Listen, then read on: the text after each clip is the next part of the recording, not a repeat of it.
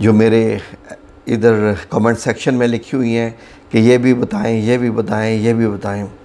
तो उनमें एक बड़ी ख़ास बीमारी मुझे नज़र आई जो कि आजकल हमारी ग़िज़ाओं की वजह से इस कदर फैली हुई है कि सिर्फ बड़ी उम्र वाले ही नहीं, छोटे बच्चे 5 साल, 10 साल, 15 साल, 20 साल, ये सारे के सारे बड़े शदीद इसका शिकार हैं।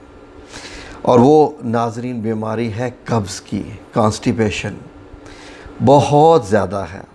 जिधर भी जाएं, जिधर भी, मैं भी जहाँ आता जाता हूँ रिश्तेदारों में, कहीं भी किसी के घर जाऊँ तो सबसे पहले यही पूछते हैं जी कि बच्चे का ये मसला है, भूख भी जो है वो कम लगती है और घंटों घंटों जनाब जो है वो बाथरूम में, टॉयलेट में जाके बैठा रहता है, तो उसको तकलीफ़ है, तो दवाइयाँ ली हैं तो इलाज नहीं है। तो मैंने सोचा कि चलें इस पे एक वीडियो बना के बताया जाए कि हम किस तरीके से इसका इलाज घर पर ही कर सकते हैं बग़ैर किसी मेडिसिन के।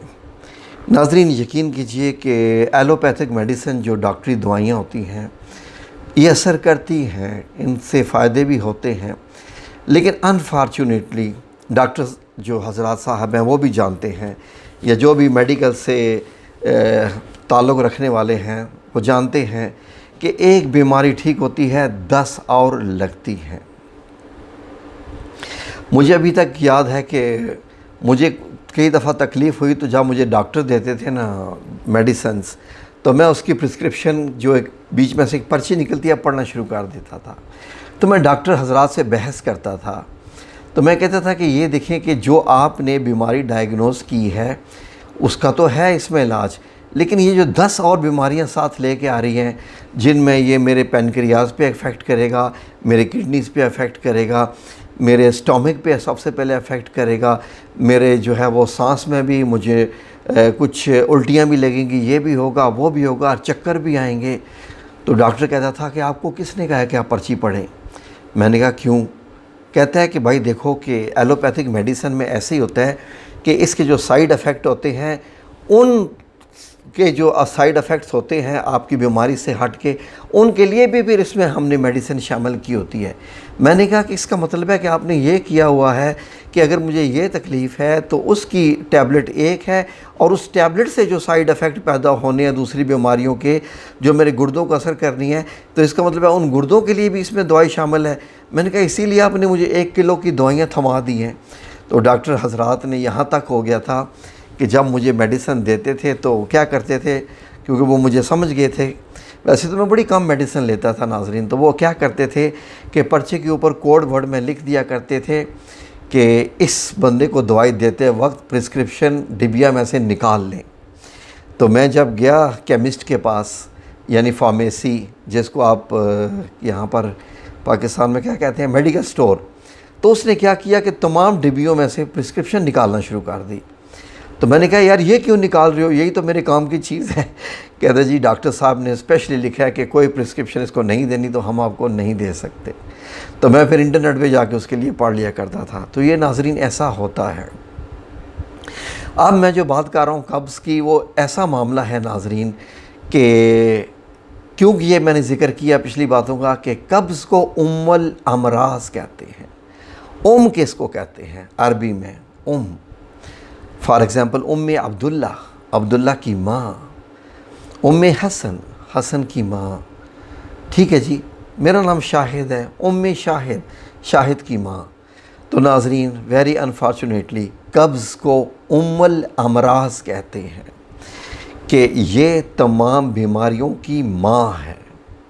अगर आपको कब्ज़ है तो आप किसी भी दूसरी बीमारी के लिए तैयार हो जाइए, क्योंकि अब आपका जिस्म जो है वो माल फंक्शनिंग कर रहा है। तमाम के तमाम जो मतलब यह कि फाजिल मादे हैं आपके जिस्म के, जिनको जिस्म से ख़राज हो जाना चाहिए एक मतलब लिमिट के तहत, जो पीरियड ऑफ टाइम होता है विद इन आवर्स, अब आप एक दो तीन दिन होते जा रहे हैं और आप तो खाए जा रहे हैं। भूख तो आपको फिर भी लगेगी, खाना भी आप खाए जा रहे हैं। तो आंतों में, मसाने में, ये हर तरीके से वो फाजिल मादे तो गल सड़ रहे हैं। इसलिए ये उम्मुल अमराज़ है। ये बाकी तमाम खून में शामिल होना शुरू हो जाते हैं वही मादे यूरिक एसिड की भी सूरत में, आपके किडनीज फेलियर की सूरत में। इसलिए अगर कब्ज़ हो रही है किसी बच्चे को, किसी बुज़ुर्ग को, किसी भी उम्र के ख़ातून को, लड़की को, तो वो इसको बहुत माइनर कंसीडर मत करें, ये एक सीरियस इशू है।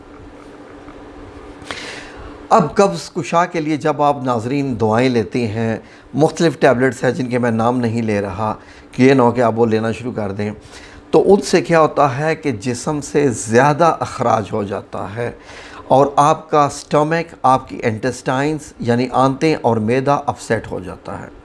उससे आपके जिस्म से वो नमकियात भी खारिज हो जाते हैं जो जिस्म में चाहिए होते हैं। तो इसलिए नाज़रीन मैं आप लोगों को एक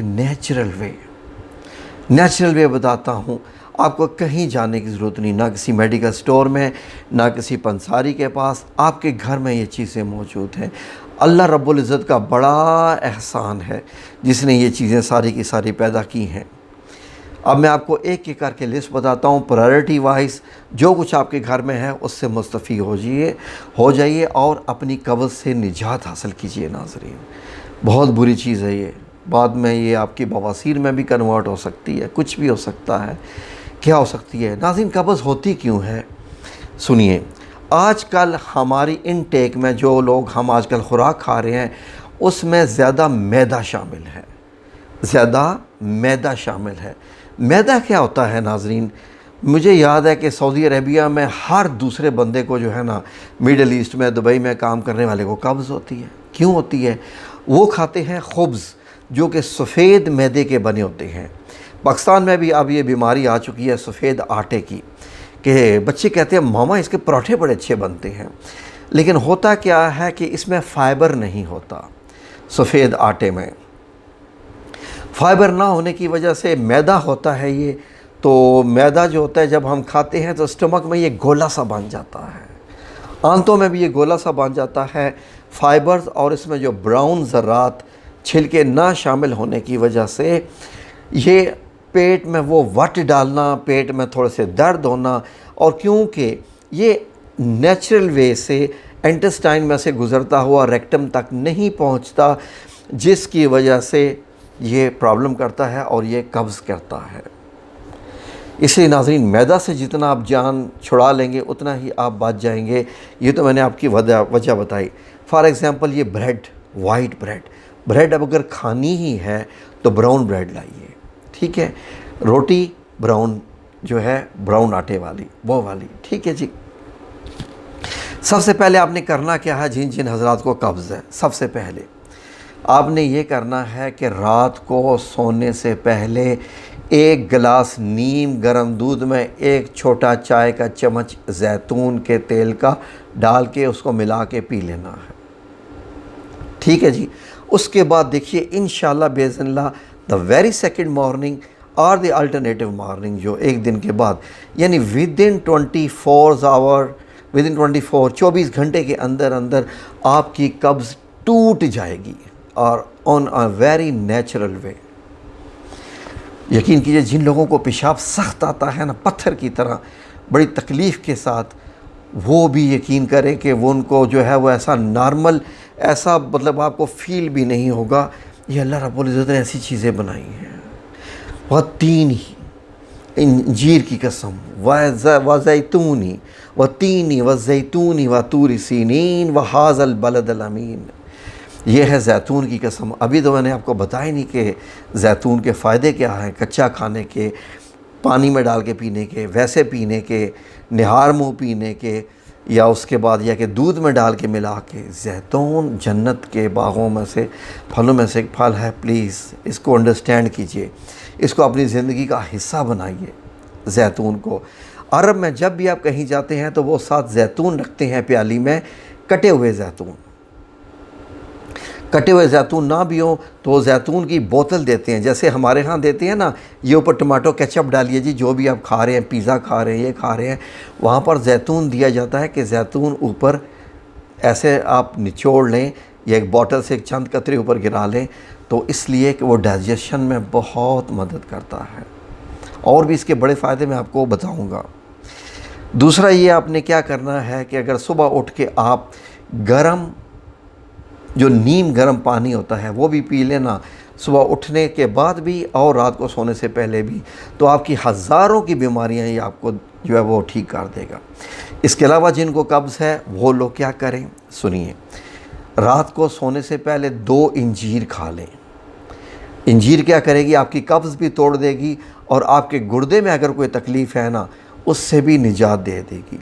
इसी तरीके से जो आपने जैतून का तेल मैंने कहा था नीम गर्म दूध में डाल के पीना है, इससे आपके पट्ठों के दर्द, पट्ठों की कमज़ोरी, क्योंकि आजकल तो हम एक जगह बैठ जाते हैं मोबाइल को लेके जनाब जी, टिक टिक टिक टिक, घंटों वहीं पता चला स्क्रॉल करते करते टिकटॉक, फेसबुक वगैरह, और फिर यहाँ दर्द है और वहाँ दर्द है, यहाँ दर्द है, वहाँ दर्द है। ठीक है जी, ये चीज़ें आपने टेक केयर करनी है।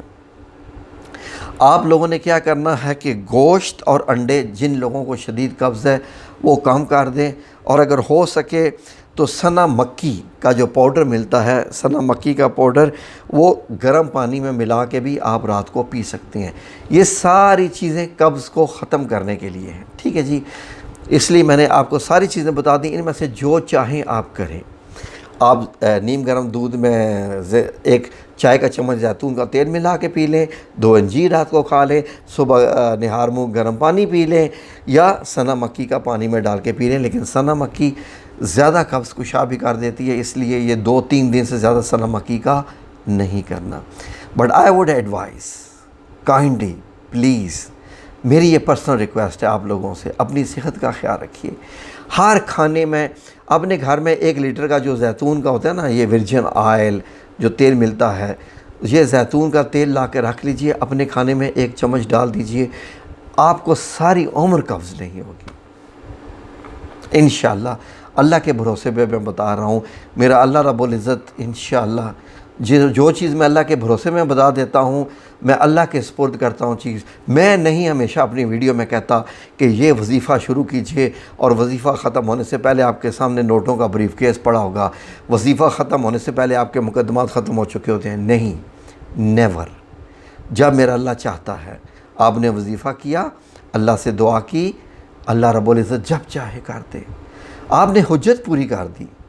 मेरे अल्लाह ने क्या फ़रमाया कि आप सिर्फ हुज्जत करो, काम मैं पूरा कर दूँ। हम जब खाना खा लेते हैं, क्या हम अपनी मर्ज़ी से हज़म करते हैं? हम खाना खाते हैं, अगर बिस्मिल्लाह पढ़ लें, ठीक है, अपने सामने से खाएं। जैसे नबी करीम सल्लल्लाहु अलैहि वसल्लम ने फरमाया कि 3 हिस्सों में खाएं खाना, हवा, पानी और खाना, यानी खाली छोड़ें। ये नहीं है जनाब जी वो बड़े पेटुओं की तरह पेट को इतना भर ले कि पता चला जनाब जी साहब ने इतना खाना खा लिया है, अब टुन हो के जनाब बेड पे पड़ गए हैं, अब ना हिलने के लायक है ना झुलने के लायक है, और जनाब सबसे कह रहे हैं कि मेरा पेट भरा हुआ, मुझसे हिले नहीं जा रहा। अब क्या होगा? मैदे ने तो शेक करना होता है, आपने इतना मैदे को फुला दिया, इतना भर दिया, वो शेक क्या होगा? एक बाटल होती है पानी की, आप उसमें बाटल को फुल भर दें, वो शेक क्या करेगी? मैदे ने शेक करना होता है। इसलिए पानी का हिस्सा रखें, 3 हिस्सों में खाना खाना होता है मैदे के, 1 हिस्सा खाने का, 1 हिस्सा पानी का, 1 हिस्सा हवा का।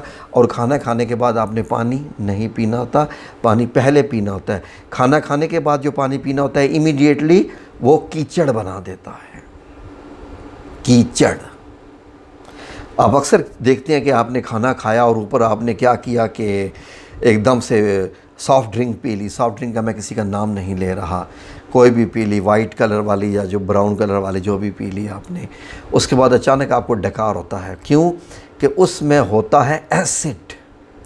वो एसिड खाने को तो हज़म करने में हेल्प करता है, लेकिन आपके मैदे की दीवारों को भी जलाता है और आंतों को भी वो जलाता है। कभी मिट्टी पे डाल के देखिए अपनी सॉफ़्ट ड्रिंक को, जो भी आपका फेवरेट ब्रांड है, कभी थोड़ी सी पीते पीते 4-5 कतरे एक जो उसकी ढक्कन होता है, ढक्कन में डाल के ज़मीन पे मिट्टी पे गिराइए, मिट्टी बुड़ बुड़ बुड़ बुड़ बुड़ बुड़ करना शुरू कर देगी, उसमें से गैसेस निकलेंगी। क्यों? एसिड होता है। वही जो आप जिससे टॉयलेट क्लीन करते हैं वही एसिड आप डाल के देखिए, वैसे ही मिट्टी बुड़ बुड़ करेगी। खैर ये और लंबे चौड़े टॉपिक हैं, तो ये मैंने आपको बता दिया। तो इंशाअल्लाह बिइज़्निल्लाहि ताला ये चीज़ें पुरानी जो औरतें होती थी वो सब जानती थीं। मेरी वालदा मोहतरमा अल्लाह उनको बख्शिश करे, ये सब कुछ उनको मालूम होता था। बचपन में वो मुझे याद है कि जैतून यहाँ पर मिलता नहीं था तेल आसानी से इतना, तो उस वक्त क्या होता था कि गुल्लुकंद मिलती थी, गुल्लुकंद, ये सब चीज़ें पंसारियों से मिलती थी। तो कभी मैंने कहना ना कि मुझे कब्ज़ है, तो वो कहती थी अच्छा ये ग्लूकान है, ये थोड़ी सी चाट लो, खा लो, ये कर लो, वो कर लो, तो अल्हम्दुलिल्लाह ठीक हो जाया करती थी चीज़ें। ठीक है जी, इंशाल्लाह फिर किसी वीडियो में आपसे मिलेंगे। जज़ाकुमुल्लाह खैर। अल्लाह आप सब लोगों को अपनी हिफ्ज़ व अमान में रखे। आमीन या रब्बुल आलमीन बिरहमतिका या अरहमुर राहिमीन।